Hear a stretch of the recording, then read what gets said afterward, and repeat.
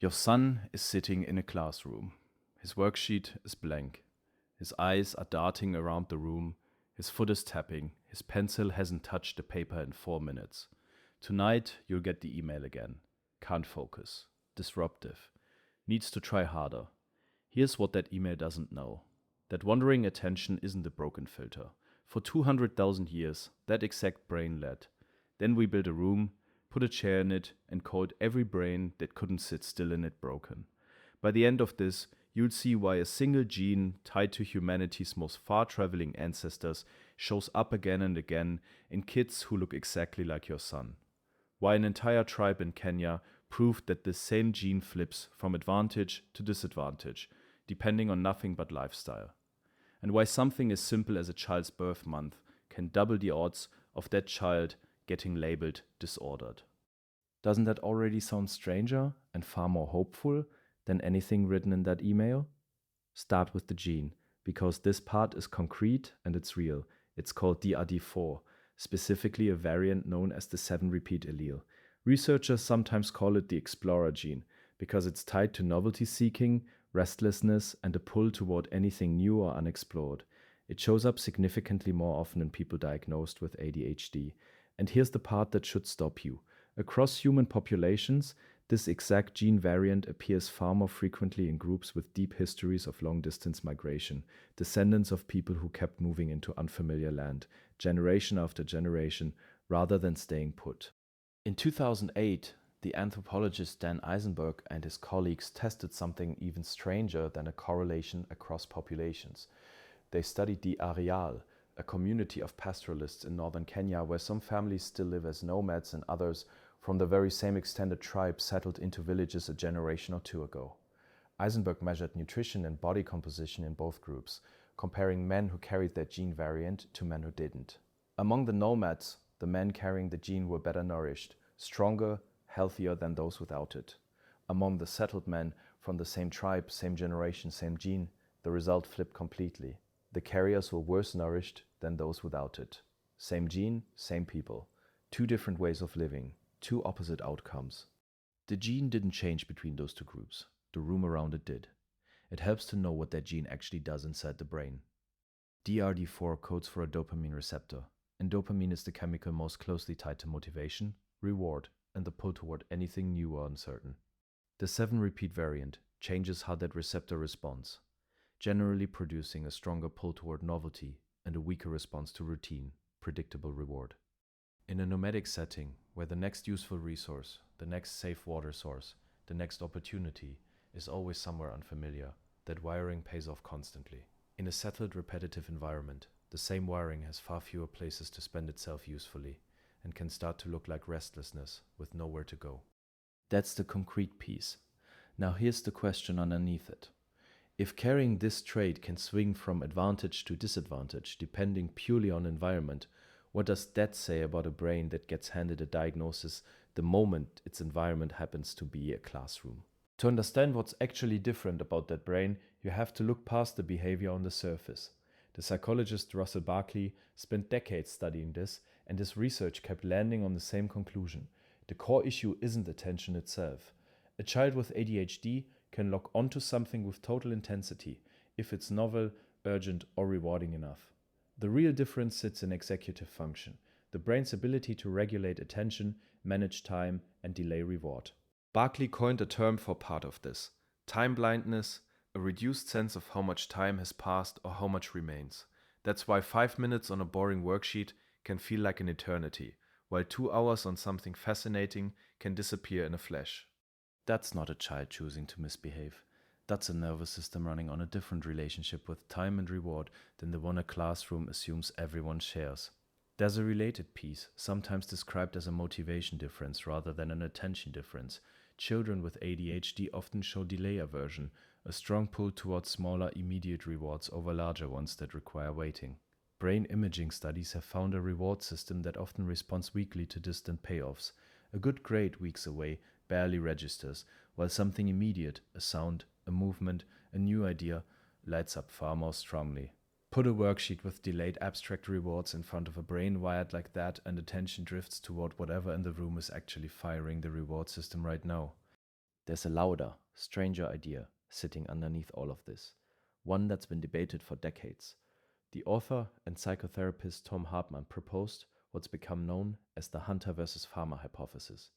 His idea wasn't a clinical diagnosis, it was a reframe.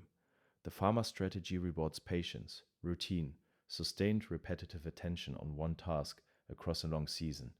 The hunter strategy rewards almost the opposite: rapid scanning across a wide field, quick shifts in attention toward anything that moves, fast decisions under uncertainty, a willingness to abandon one approach the instant a better one appears.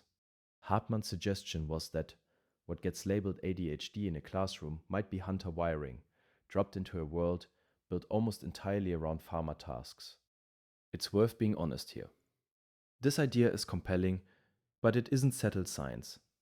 Many researchers treat it as an evocative metaphor rather than a proven mechanism, and ADHD almost certainly involves more than one evolutionary thread. But the core question is hard to dismiss. What if some of the very traits that struggle inside a classroom would have been exactly the traits a group needed outside one? In 2024, the neuroscientist David Barrick and his colleagues at the University of Pennsylvania tested something close to this directly. They built an online foraging game, hundreds of participants choosing again and again whether to keep collecting from a depleting patch of virtual berries or move on to a fresh one, the same basic decision your ancestors faced every single day in the wild. Participants who screened positive for ADHD traits abandoned depleted patches sooner and walked away with a higher total reward rate than everyone else. The exact traits that look like a problem on a worksheet, the restlessness, the quick abandonment of one task for another, won the game. Doesn't that flip the whole picture? There's a detail many parents notice but rarely connect to any of this: hyperfocus. The same child who can't sit through 5 minutes of a worksheet can sometimes log onto a video game, a drawing, a building project, for hours without anyone reminding him to stay on task. That looks contradictory only if you assume the core issue is simply an inability to focus. It looks completely consistent if the issue is a reward and novelty system tuned differently, one that logs on hard once something clears a much higher bar for engagement, and drifts instantly once it doesn't. Think about what that pattern would have looked like on an actual hunt. Tracking an animal across open ground for an entire day demands exactly the kind of sustained, locked-in attention that a worksheet never manages to trigger, not because the hunter suddenly found discipline, but because the target finally cleared the bar. The same system that seems to shut down in a 2-hour classroom lesson can run at full power for 6 straight hours on something that genuinely engages it. It isn't a smaller amount of focus. It's the same amount of focus, aimed only at things that meet a much higher threshold than a worksheet was ever designed to clear. Now picture what a hunter's actual environment demanded, moment to moment, standing at the edge of a clearing, watching for movement in the grass, tracking wind direction, noticing a sound behind you, remembering where the group left its last water source, all at once. None of that rewards narrow, sustained focus on one input. It rewards exactly what looks, in a quiet classroom, like distraction: a nervous system tuned to interrupt itself the instant something new enters the field. In that setting, the kid who notices everything is the kid who spots the predator first. A farmer walking the same furrow day after day benefits from a mind that settles into repetition and tunes out small variations. A hunter moving through unfamiliar terrain benefits from almost the opposite mind, one that treats repetition with suspicion and shifts attention the instant a better opportunity or a faster threat appears. Neither mind is more intelligent, they're simply tuned for different jobs, and for most of human history, plenty of people needed to be the second kind. Here's the counterintuitive twist worth sitting with. Hyperactivity and constant scanning weren't problems to be solved in that world. They were the entire point. The same wiring that earns a child a note home today might, in a different setting, have made him the first to notice a fire had spread, the first to hear something approaching, the first to find a route nobody else considered. So what changed? Not the brain, the room around it. For nearly all of human history, work and learning happened in motion, outdoors, surrounded by constant shifting sensory input that actually rewarded a scanning mind. Then, over a couple of centuries, much of human life folded itself into rows of desks, single tasks, fluorescent lighting, and long stretches of stillness. The classroom your son sits in, rows of desks, one subject held in front of him for 45 minutes, traces much of its shape back to systems built in the 19th century, designed less around how children naturally learn and more around how factories needed future workers to behave. Quiet, punctual, able to repeat the same motion at the same desk for hours without complaint. That's one of the more dramatic mismatches between ancestral brain and modern environment anywhere in psychology, and almost nobody frames it that way out loud. Here's the modern mirror. The world didn't get harder for hunter brains because hunter brains got worse. The world simply stopped needing them in most of its daily structures, then started measuring every child against a structure that was never built with them in mind. The same trait, channeled into emergency response, entrepreneurship, search and rescue, fast-paced creative work, often looks less like a disorder and more like an asset that finally found its terrain. It's worth sitting honestly with why diagnosis rates have climbed in recent decades too. Part of that reflects better recognition, less stigma, clinicians able to name something that used to just get called a bad kid or a daydreamer. But part of it may reflect the room getting narrower, not the brains getting more different. And here's where the gap gets measured in something as small as a birth certificate. Researchers tracking nearly 1 million children in British Columbia, Canada, found that boys born in December, the youngest in their school grade because of the province's enrollment cutoff, were 30% more likely to be diagnosed with ADHD than boys born in January, the oldest in the same grade. Not because their brains were different, because they were being measured against classmates with up to a year more brain development, in a system that grades everyone against the same calendar regardless of when they were actually born. That doesn't mean every struggle disappears once you reframe it. This isn't an argument that support, structure, or treatment don't matter. They matter enormously because a hunter brain dropped into a farmer world still has to live in that world, still has to get through math homework that won't reframe itself away, still benefits from real strategies for organization, time, and follow-through. The reframe isn't permission to stop supporting a child. It's permission to stop assuming the struggle proves something is broken in him. If the underlying wiring genuinely leans toward novelty, movement, and rapid shifts in attention, environments that work with that wiring tend to produce very different results than environments that simply demand it disappear. Movement breaks built into a school day, tasks broken into short, varied bursts instead of one long stretch, immediate feedback instead of distant rewards, hands-on problem solving instead of purely abstract worksheets. None of this guarantees an easy path, but it suggests the goal isn't forcing a hunter brain to imitate a farmer brain. It's finding which parts of the day can be restructured so the wiring underneath has somewhere real to go. That doesn't mean lowering the bar either.